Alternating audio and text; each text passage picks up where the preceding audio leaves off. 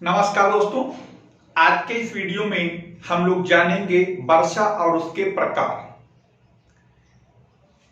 साथ ही साथ ये भी जानेंगे कि आखिर किसी खास जगह पर ही वर्षा ज्यादा क्यों होती है या किसी खास जगह पर वर्षा कम क्यों होती है, और ये भी जानने का प्रयास करेंगे कि आखिर वर्षा के प्रकार कौन कौन से हैं। तो आइए सबसे पहले तो हम लोग एक लाइन में पहले ये जान लें कि आखिर वर्षा क्या है। तो देखिए, अगर आपसे कोई ये पूछे कि वर्षा क्या है तो सिर्फ उसे एक लाइन में आप ये जवाब देंगे कि बादलों से धरातल पर पानी का ठोस या तरल अवस्था में गिरना ही वर्षा कहलाता है। अब आप सोच रहे होंगे कि ठोस शब्द का इस्तेमाल क्यों किया गया। तो देखो, सपोज करिए ये बादल है, ये धरातल है। हमने ये कहा कि बादलों से धरातल पर ठोस या तरल अवस्था में पानी का गिरना ही वर्षा कहलाएगा।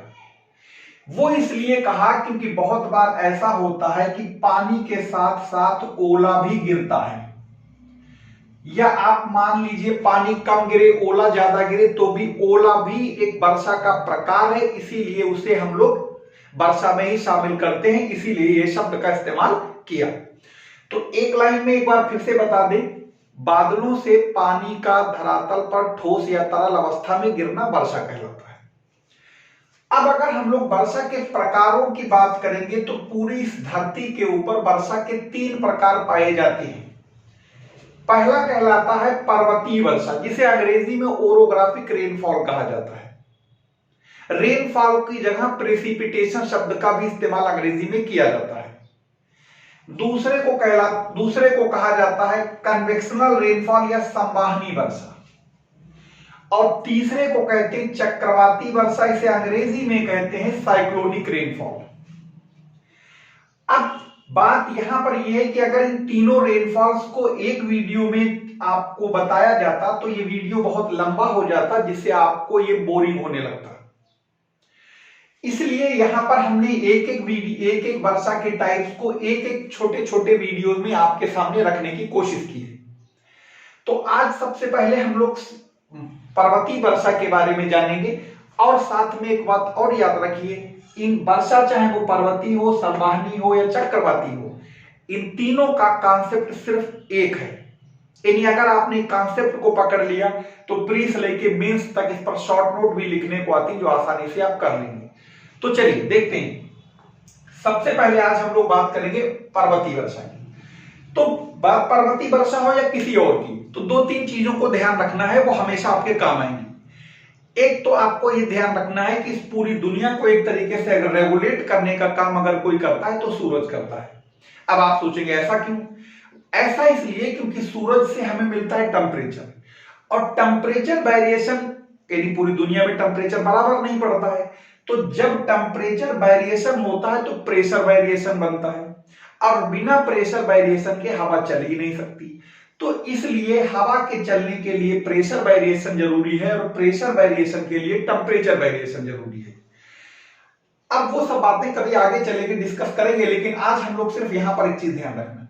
दूसरी बात, पानी गर्म हो या हवा गर्म हो, दोनों चीजें जो होती हैं हल्की होती हैं, और हल्की होने की वजह से ये हमेशा गर्म पानी भी ऊपर रहता है और गर्म हवा भी हमेशा ऊपर रहती है। दूसरी बात, एक और बेसिक चीज ये जान लेते हैं कि जितनी ज्यादा हवा में गर्मी होगी वो पानी को सोखने की कैपेसिटी उसमें उतनी ही ज्यादा होगी। जैसे अगस्त के महीने में कपड़ा नहीं सूखता है, इसलिए नहीं सूखता है कि हवा में गर्मी के साथ साथ ह्यूमिडिटी बहुत ज्यादा है, और जबकि मई जून में ह्यूमिडिटी नहीं होती है, इसलिए कपड़ा जल्दी सूख जाता है। तो आइए देखते हैं। सबसे पहले यहां पर इस बात को मान लेते हैं, जैसे ये आपका पश्चिमी घाट है, जैसे आप इस डायग्राम में देख सकते हैं इंडिया के, ये लाल वाली लाइन पश्चिमी घाट है, ये अरेबियन सी है। अब जब भी कोई गर्म हवा कोई इस अरब सागर या किसी भी वाटर बॉडी के ऊपर से गुजरेगी, तो जब कोई भी गर्म हवा किसी वाटर बॉडी के ऊपर से गुजरेगी तो उस वाटर बॉडी की नमी को क्या करेगी? ये एब्जॉर्ब कर लेगी। अब जब इसने नमी को एब्जॉर्ब कर लिया तो ये आगे बह रही है। अब आगे इसके कोई नेचुरल बैरियर पड़ जाए, कोई प्लेट्यू पड़ जाए, पठार पड़ जाए, पठार प्लेटू तो एक ही चीज है, कोई आपका पर्वत पड़ जाए, पहाड़ी पड़ जाए, कुछ भी पड़ जाए, तो जैसे ये पर्वत पहाड़ी को इसके आगे पड़ेगा तो इसके ढलान के सहारे ठीक ये वैसे चढ़ना शुरू कर देगी जैसे हम लोग पुल पर चढ़ना शुरू करते हैं। तो जैसे जैसे ये ऊपर की ओर जाएगी, तो ऊपर की ओर जाने पर आपको पता होगा कि ट्रोपोस्फियर में 1 किलोमीटर की ऊंचाई पर जाने पर 6.5 सेंटीग्रेड टेम्परेचर में कमी आती है। यानी जैसे जैसे ये ऊपर जाना शुरू करेगी तो ये हवा ठंडी होना शुरू हो जाएगी, जिसको हम लोग कंडेंसेशन कहते हैं। अब ये समझ लीजिए, जो हवा के साथ पानी वाटर वेपर के रूप में था, वो पानी इसलिए वाटर वेपर के रूप में था क्योंकि हवा में गर्मी थी और उसी गर्मी को हम लोग लेटेंट हीट या गुप्त ऊष्मा कहते हैं। जैसे कभी कुकर की सीटी से जब सीटी निकलती है तो उसकी इसमें स्टीम होती है। थोड़े ऊंचाई पर जाने पर अगर आप प्लेट लगा देंगे तो स्टीम प्लेट से टकरा के बूंद में बदल के नीचे गिर जाती है, क्योंकि अगर उस स्टीम तब पानी भाप के रूप में तभी रहेगा जब उसमें ह्यूमिडिटी, जब उसमें हीट होगी, और वो कौन सी हीट? गुप्त ऊष्मा यानी लेटेंट हीट। तो जैसे जैसे ये हवा ऊपर की ओर उठेगी तो लेटेंट हीट रिलीज हो जाएगी, रिलीज होती रहेगी, और ये जो वाटर वेपर थी छोटे छोटे ड्रॉप में बदलना शुरू हो जाएगी। यानी ड्रॉप अब आपस में मर्जिंग होना शुरू हो जाएगी। अब ये बड़े ड्रॉप हो जाएंगे जब इन्हें हवा अपने साथ नहीं रोक सकती ऊपर, यानी अब ये क्या होंगे, ये ग्रेविटी के कारण गिरना शुरू कर देंगे। तो इसी को हम लोग प्रेसिपिटेशन या रेनफॉल कहेंगे। लेकिन बात यहां पर आती है, ये जो पर्वत का ये वाला ढलान है जो सामने पड़ रहा है, इसे कहते हैं पवनमुखी ढलान। अंग्रेजी में कहते हैं इसे विंडवार्ड स्लोप। यानी इस पर तो खूब डट के बरसात होगी, क्योंकि ये हवा जैसे ऊपर टकराएगी ऊपर उठेगी, ठंडी होगी, जिसे कंडेंसेशन कहा था, और ये धीरे धीरे ठंडी होती चली जाएगी और रिलेटिव ह्यूमिडिटी बढ़ती चली जाएगी, और रिलेटिव ह्यूमिडिटी 100% हुई तो बरसात होना चालू हो जाएगी। अब रही बात इधर की, देख लेते हैं। अब आप सोचेंगे कि आखिर ये हवा ऐसा तो है नहीं कि यहीं खड़ी रहे, ये हवा तो इधर आएगी तो ढलान के सहारे नीचे की ओर उतरेगी। जब हवा नीचे की ओर उतरेगी, अब आपको भी पता है नीचे की ओर आने पर प्रेशर ज्यादा होता है। जब किसी भी चीज के मॉलिक्यूल को आप प्रेस करते हैं, दबाते हैं, तो उसमें हीट जनरेट होती है, ये बात भी मालूम होगी आपको। जब वो नीचे की ओर आएगी तो नीचे आने पर प्रेशर बढ़ेगा, प्रेशर बढ़ने के साथ साथ उसमें टेम्परेचर बढ़ने लगेगा, और जब हवा में टेम्परेचर बढ़ने लगे तो वो नमी को खाना शुरू कर देती है, ना कि वर्षा कराना। तो इस एरिया में जब यहां हवा पहुंचेगी तो पहली बात तो हवा में नमी बची कम, क्योंकि सारी नमी यहां पर पानी के रूप में नीचे गिर चुकी है। दूसरी बात, जब ये यहां नीचे आ रही है तो नीचे आने पर हवा में हीट बढ़ने लगेगी। वो इसलिए क्योंकि नीचे प्रेशर ज्यादा है, प्रेशर का मतलब कंप्रेस होगी तो हीट जनरेट होगी, और हीट जनरेट होगी तो ये नमी को खाना शुरू कर देगी। जब ये नमी को खाना शुरू कर देगी तो यहां पर क्या बरसात तो होने से रही। तो सबसे दो कारण, एक तो इसमें हीट कम, नमी कम रह गई, दूसरी बात यहां पर और भी इसमें टेम्परेचर बढ़ने लगा, और जब टेम्परेचर बढ़ने लगेगा तो हवा में नमी को खाने की क्षमता बढ़ने लगेगी, तो यहां पर बरसात नहीं होगी। इसीलिए इस वाले एरिया को रेन शैडो एरिया या वृष्टि छाया प्रदेश के नाम से जानते हैं। पर्वत के इस ढलान को विंडवार्ड या पवनमुखी, और इसको कहते हैं लीवार्ड स्लोप या इसे पवन विमुखी ढलान कहते हैं।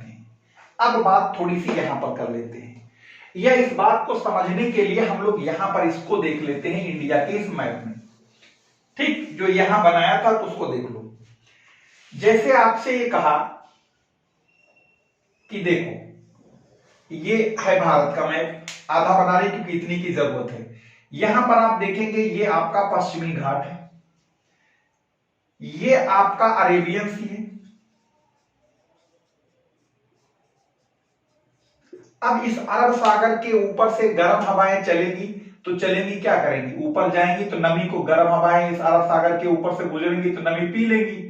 अब पी लेंगी तो ये समझ लीजिए ये जो पहाड़ बना हुआ है वो ये पश्चिमी घाट है। तो पश्चिमी घाट के सहारे, ढलान के सहारे ये ऊपर चढ़ेंगी। ऊपर चढ़ने के बाद तो इस एरिया में जो पश्चिमी तटीय मैदान है, यहां तो जम के धुलाई होती है, बहुत झटके बरसात होती है।